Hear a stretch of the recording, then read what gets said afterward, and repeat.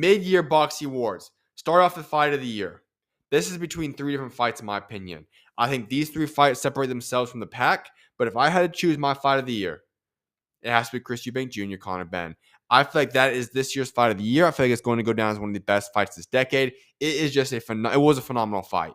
Also, right in the mix there, Taraji Akui, that fight was incredible, as well as Pitbull Fierro.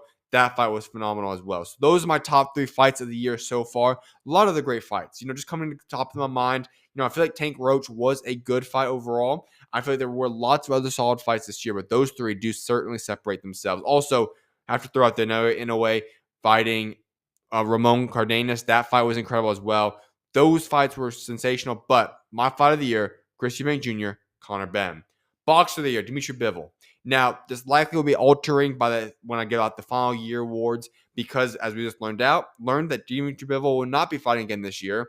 Therefore, we'll see if he keeps that award. But the fact that he went in there, has the best win this year in terms of upsetting, or not necessarily upsetting, but beating Artur Beterbiev to become undisputed champion of the world at light heavyweight. That, to me, makes him Boxer of the year so far. The worst fight of the year, Skylar Lacey, Brandon Moore. Co-main event to Claressa Shields fight early this year.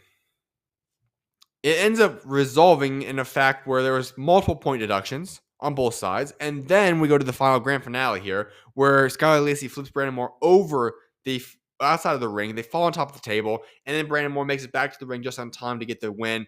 Absolutely just chaotic fight situation. I actually posted on my Twitter the X account just a little bit ago.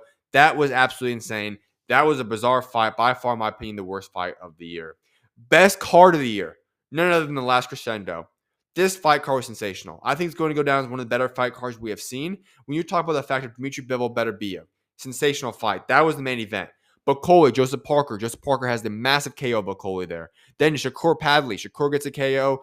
Absolutely beautiful performance there. Carlos Adames, Hamza Shiraz. Adames was robbed in that fight. However, still a phenomenal fight there. Then Virgil Ortiz, Madrimov. Absolutely great fight there too.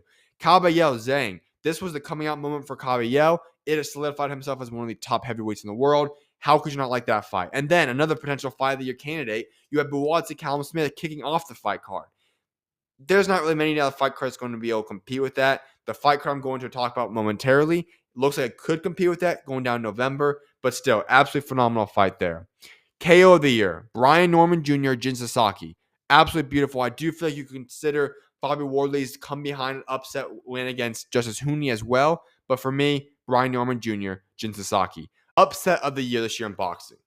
I feel like there's not a bigger upset this year than Armando Resendez over Caleb Plant. Listen, I know a lot of people will say Rolly Romero over Ryan Garcia, but let's look at the facts. Rolly Romero has been successful. He's had big fights before. He's been on big stages before. We know who Rolly Romero is. He's accomplished.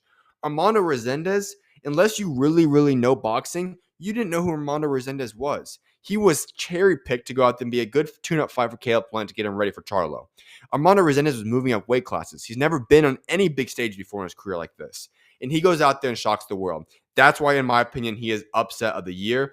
When we go over to prospect of the year, I'm going to give it to Abdullah Mason. Listen, this could be neck and neck between Abdullah Mason and Mosey Toma.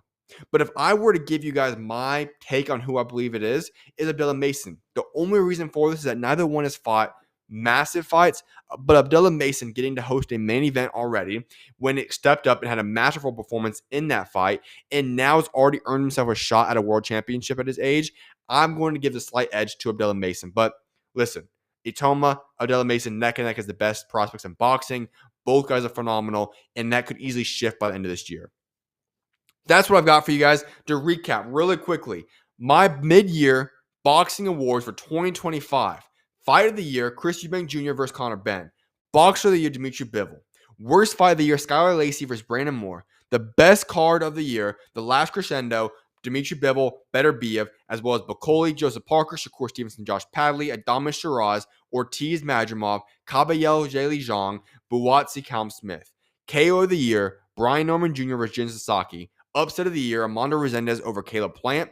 And the prospect of the year, Moses Itoma and Abdullah Mason neck and neck tied. If I had to give it to somebody, it would be Abdullah Mason.